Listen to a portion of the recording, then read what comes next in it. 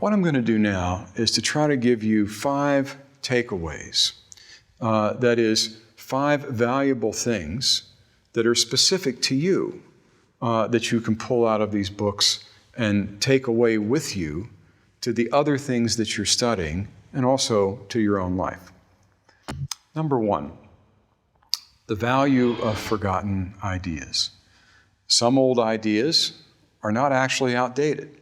The entire period that we call the European Renaissance actually consisted of people rediscovering a bunch of ideas from the ancient world and giving them a new application. So, point number 1 is, some of these old ideas are actually valuable. Number 2, the value of making connections between ideas. There is less new under the sun than what you might think, and seeing the connections that tie one thinker to another in a tradition also gives you a measure of how far we've come on some problems and what problems seem to have heavily resisted the attempts of human beings to give them answers. The one that we've been considering from time to time through the course of this talk is one of those. What's the best sort of life for a human being? This is a question that you'll be asking yourself as you try to figure out things like, where am I going to get a job? Where am I going to live? Who am I going to marry? How am I going to raise my children? These are questions that are permanent aspects of the human condition. You're also going to discover that this is not the kind of question in which science has suddenly delivered a fantastic new answer. People have been asking and answering this question for a long time, and looking at some old thinkers can help you see the connections between the ways people originally asked these questions and the way we do, but also give you a perspective on what's been solved, which in some of these cases is very little, and what remains for you to consider and actually determine by the way that you live your own life. The third thing is that great books of the past are going to engage you with a number of great minds who don't share any of your assumptions, just as we were talking about with Plato. It's a different culture, a different morality, a different religion, a different politics.